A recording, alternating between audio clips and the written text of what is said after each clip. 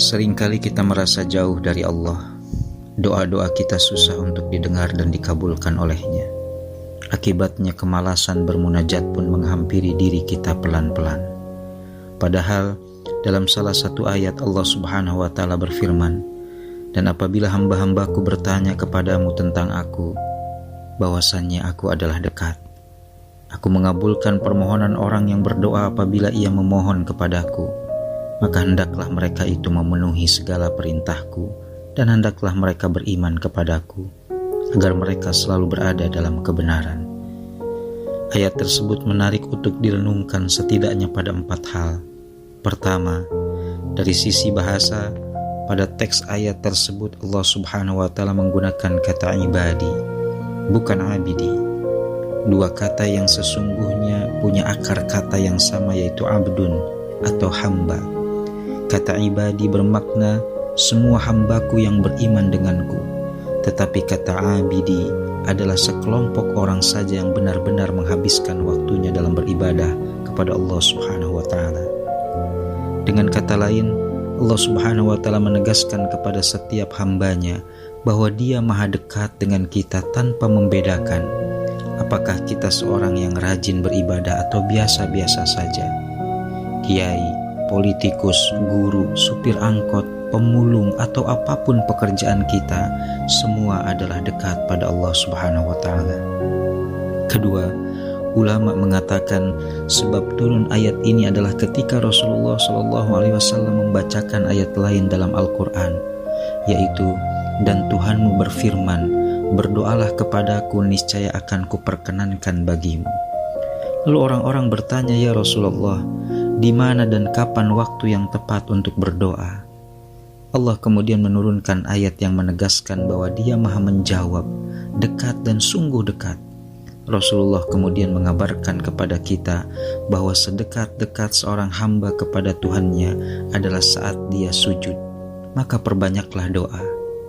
Ketiga, pada bagian lain dalam Al-Quran, ketika orang-orang bertanya kepada Rasulullah SAW tentang Allah Subhanahu wa Ta'ala, Allah menurunkan ayat dengan kata awalan, "Qul", katakanlah wahai Muhammad. Misalnya pada surah Al-Ikhlas, "Qul huwallahu ahad", atau pada surah An-Nas, "Qul a'udzu birabbin nas", dan lain-lain. Namun khusus pada ayat ini, Allah meniadakan kata perintah itu, padahal yang membacakan ayat tersebut adalah Rasul juga. Para ahli bahasa mengatakan peniadaan kata perintah itu untuk menunjukkan kedekatan Allah dengan manusia, makhluk ciptaannya, tanpa terhalangi oleh siapapun. Sebab bukankah dalam ayat yang lain Allah Subhanahu wa Ta'ala berfirman, "Dan sungguh kami telah menciptakan manusia dan mengetahui apa yang dibisikkan oleh hatinya, dan kami lebih dekat kepadanya daripada urat lehernya." Yang keempat, Allah telah menegaskan pada kita bahwa Dia pasti menjawab setiap doa. Lalu mengapa doa-doa kita masih terasa belum dijawab, padahal tak pernah berhenti kita bermunajat? Disinilah ujian kesabaran dan peran kita sebatas hambanya itu dimulai.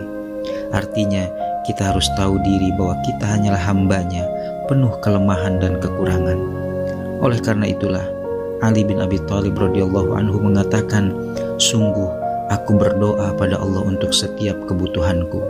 Jika Allah berikan sesuai permintaanku, aku berbahagia hanya sekali. Dan jika keinginanku tak dipenuhi, aku berbahagia 10 kali. Mengapa? Sebab yang pertama adalah pilihanku, dan yang kedua adalah pilihan Allah. Sungguh Dia yang maha menentukan apa yang kita tidak ketahui." Karena itulah, kita harus terus berbaik sangka kepada Allah Subhanahu wa Ta'ala, sambil terus berikhtiar dalam menggapai kebaikan. Imam Ibnul Qayyim berpesan, "Jika kesulitan hidup yang engkau rasakan berkepanjangan, padahal tak pernah berhenti engkau berdoa, yakinlah bahwa sesungguhnya Allah tidak ingin menjawab doamu itu saja. Dia ingin memberikanmu karunia lain yang bahkan engkau tak memintanya."